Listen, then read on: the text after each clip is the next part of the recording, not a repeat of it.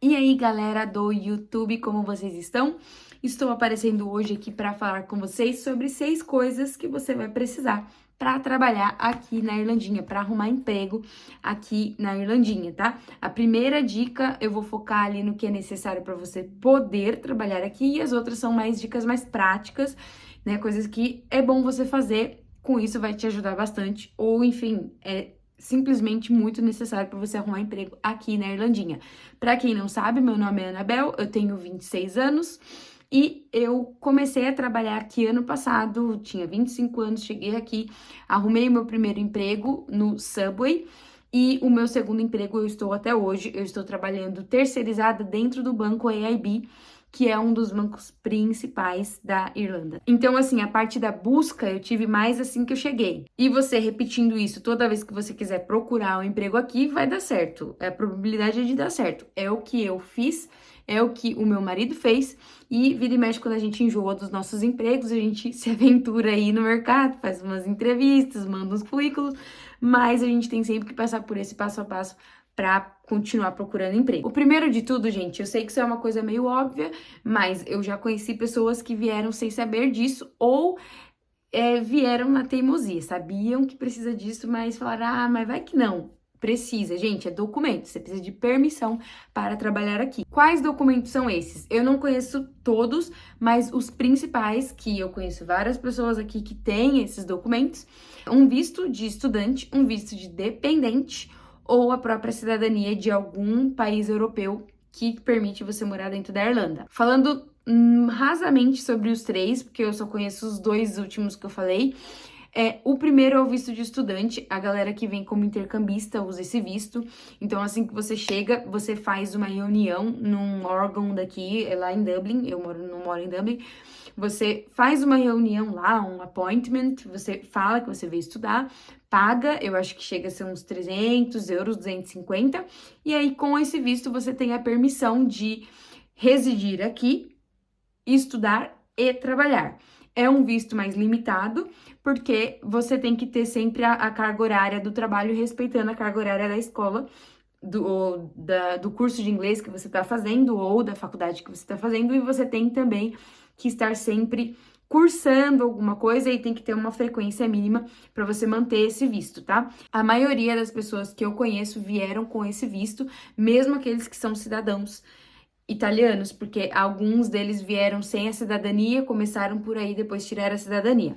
No meu caso, eu fiz o oposto, eu tirei a cidadania primeiro, depois eu vim para cá. Então, o segundo documento é quando você é cidadão de algum país europeu e aí você tem a sua carteira de identidade. Não é necessário que seja o passaporte. Eu não tenho passaporte e trabalho e faço tudo que eu quero nessa Irlanda. Você só precisa de uma carteira de identidade desse país que você é cidadão. Agora, a parte de ser cidadão, que é a parte mais difícil, né? Mais precisa. E o terceiro caso, que é o caso do Tiago, que é casado com alguém que tem cidadania, ou uma pessoa brasileira que vem para cá e casa com um europeu, ela também pode ter esse visto. Só que é um visto que ele é meio burocrático de tirar, tá? Tudo demora. Tirar a cidadania demora, ter visto de estudante não demora, mas é um pouquinho mais caro e tem as limitações.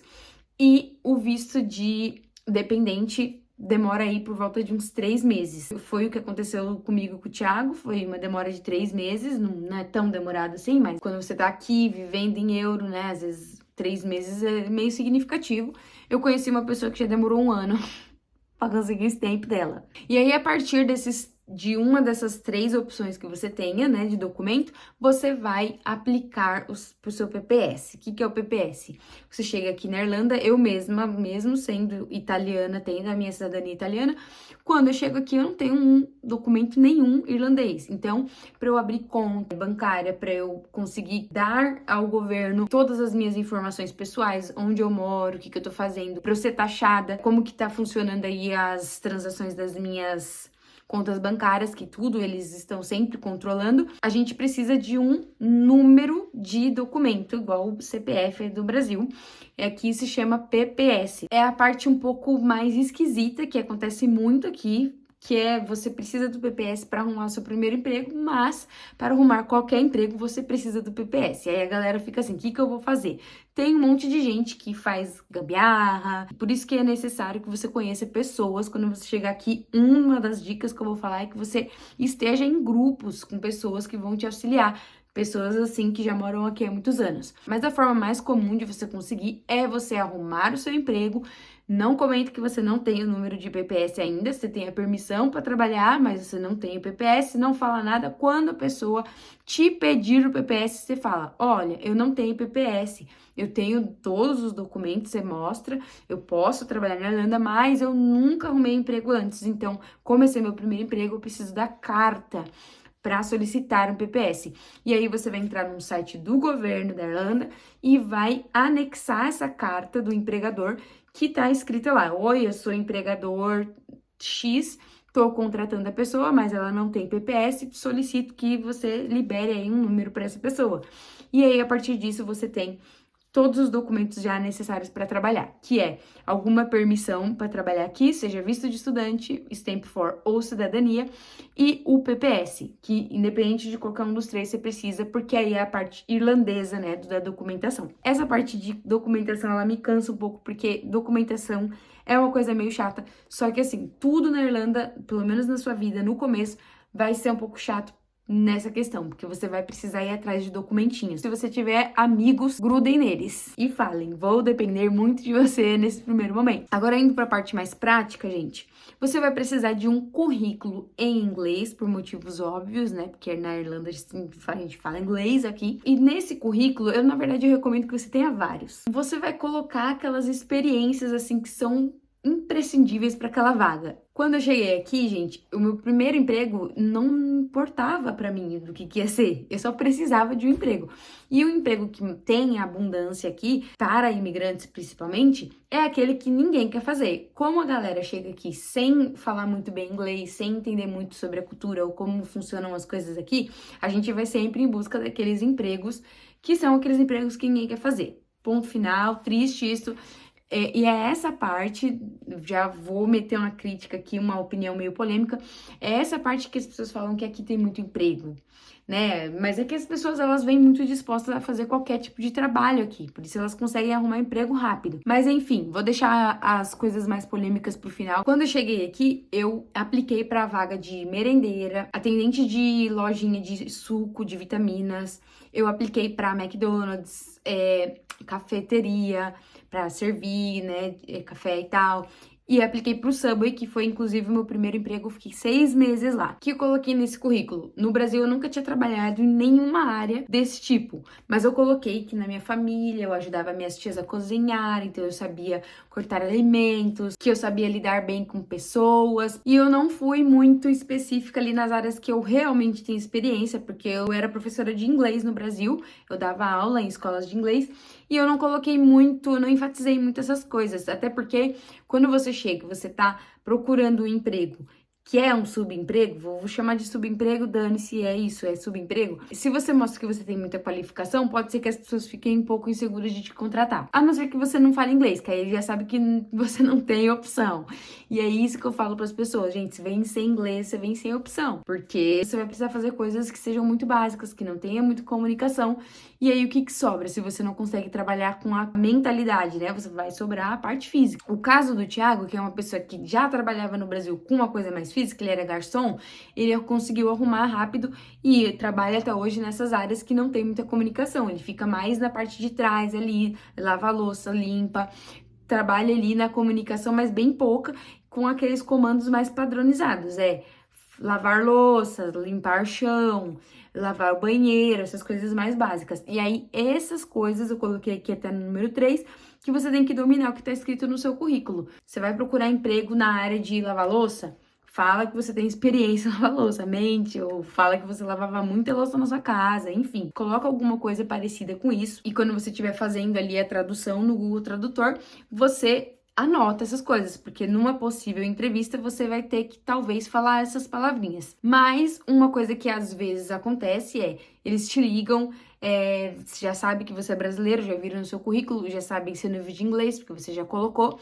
Pode ser que eles coloquem algum brasileiro já para falar com você, algum português, algum latino que fale espanhol com você, fale mais devagar, porque é muito normal aqui você colocar ali, quando você falar que você tem um nível básico de inglês, se é indústria, por exemplo, eles colocarem algum outro brasileiro que já tá trabalhando por ali. Tem muito brasileiro, gente, aqui, e muito latino. Então, geralmente eles sabem lidar com isso. Se você tiver algum amigo ou amiga que fala inglês já, você pode também colocar essa pessoa para fazer a entrevista junto com você. Eu fiz entrevista com o Thiago já. Se o seu caso é o caso já de uma pessoa que já fala inglês, não, mas eu já tô tranquilo em questão dessas coisas da comunicação, eu falo inglês, já sou fluente, eu recomendo que você tente, pelo menos nas suas primeiras semanas, procurar um emprego, então, já com atendimento ao público, que já não é uma coisa tão pesada, porque atendimento ao público, ele vai mesclar um pouco. No Subway, a minha rotina era muito pior do que a minha rotina hoje, porque hoje eu tenho um emprego maravilhoso, eu trabalho de casa. Se eu comparar, óbvio que a minha rotina do Subway não era tão boa, mas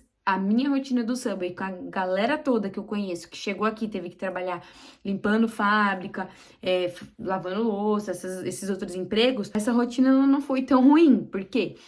Trabalhar no Subway, eu trabalhava atendendo as pessoas, limpando a loja, cortando os legumes, guardando estoque de carne, de tudo que chegava lá, mas ela não chega a ser tão pesada porque você, como você tem a comunicação, você passa uma parte ali só lidando com pessoas. E eu acho que isso é bom pra você também pegar o sotaque deles, porque é um pouco diferente, dá pra você pegar também uma confiança antes de você começar a procurar um emprego já sendo mais seletivo e começar a procurar um emprego mais ali para a área de escritório, que é onde eu trabalho hoje. A quarta coisa que você vai precisar é ter cadastro em aplicativos de busca de emprego. Um exemplo é o Indeed. O Thiago arrumou os 2 empregos que ele já teve, que ele tá, até hoje, pelo Indeed, e algumas vezes a gente manda assim, só pra tipo, deixa eu ver essa vaga aqui, eles realmente respondem. Às vezes a gente que desiste, porque o emprego tem, às vezes a gente não quer pegar aquela vaga, quer ir pra uma outra coisa, dependendo do desespero que a gente tá. O Indeed é sim um dos melhores aplicativos para buscar emprego. Ele funciona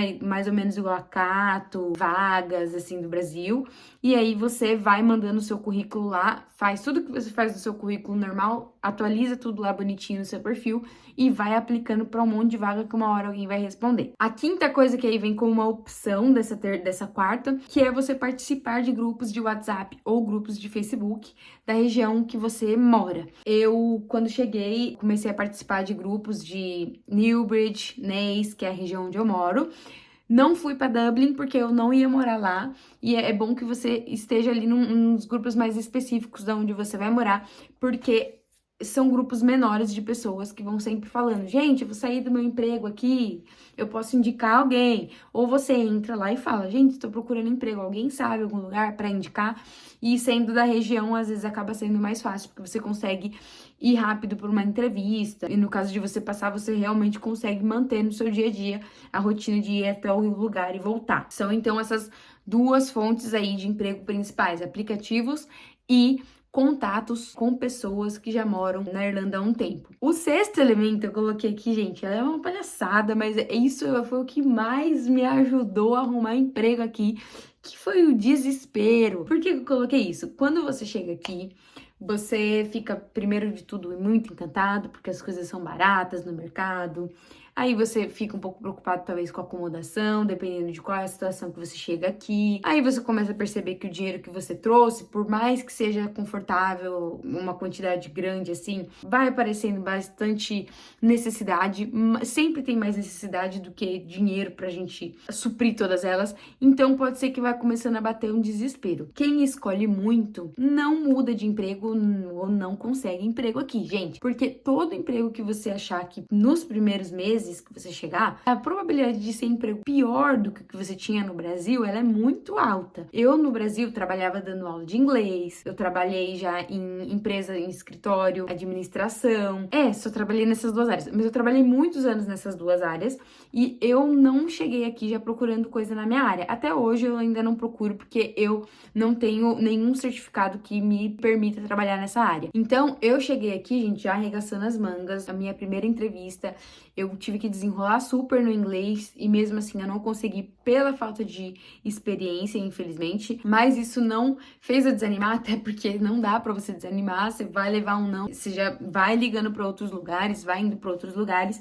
E aí, quais são as 3 coisas que o desespero me fez agir assim? Foi maravilhoso. Primeira coisa, eu baixei as expectativas e as exigências. Eu não vou conseguir trabalhar aqui da mesma coisa que eu trabalhava no Brasil, pelo menos não no começo. Não tô falando que você vai chegar aqui e você está condenado a trabalhar em subempregos o resto da sua vida. Não, você pode sim conseguir arrumar outros empregos, mas a maioria das pessoas ficam anos trabalhando em empregos que no Brasil elas não se colocariam nessa posição. E aí é aquele negócio que eu já falei no começo. Às vezes a impressão que a gente tem de que aqui tem um monte de emprego é porque aqui a gente se coloca em posições que a gente tem que aceitar qualquer um. E realmente, nessa parte dos empregos, qualquer emprego, mesmo que seja um emprego mais ou menos, a probabilidade de você conseguir o dinheiro que você vai precisar para ter uma vida básica é maior do que no Brasil. Porque o dinheiro vale mais, blá blá blá, tem outros vídeos falando sobre isso. A segunda coisa que o desespero me trouxe foi a vontade de sair por aí e colocar sua cara pro mundo, que é o quê? Gente, eu nunca no Brasil tinha impresso documentos e ido de porta em porta para entregar currículo. Até porque, né, eu já peguei a era digital, era sempre aplicando mesmo, não era entregando o currículo que a gente conseguia emprego. Mas, sim, o desespero me fez fazer isso e foi assim que eu consegui meu primeiro emprego. Eu fui entregando o meu currículo de loja em loja, fui explicando que eu queria emprego, que se tivesse era só me ligar e tal. E eu também fiz isso com uma amiga minha quando ela chegou. A gente foi de porta em porta e foi entregando tudo. E aí a gente vai aplicando. Sabe? Se eles querem que aplique online, a gente aplica. Mas se eles estiver recebendo na loja, a gente também vai lá e entrega o currículo. A gente quer ser lembrado, né? Então vai lá e entrega seu currículo. E a terceira coisa que é você pedir ajuda a desconhecidos. Vai ter gente que vai dar golpe? Sim, infelizmente. Eu não vou citar nem nomes e nem lugares. Mas eu conheço lugares, sim, que infelizmente pega ali a sua vontade de trabalhar, fala pra você fazer um teste e não te paga. Não foi o meu caso. Eu fui bem chata quando eu arrumei meu primeiro emprego, porque eu cheguei e ele falou que eu só ia ser paga, tipo, alguns tempos depois, eu não tinha documentação nenhuma e ele poderia muito bem não ter me pago. Mas eu fui chata e ficava cobrando sempre e, enfim, também dei ali o meu voto de fé e desespero, porque eu precisava muito do dinheiro.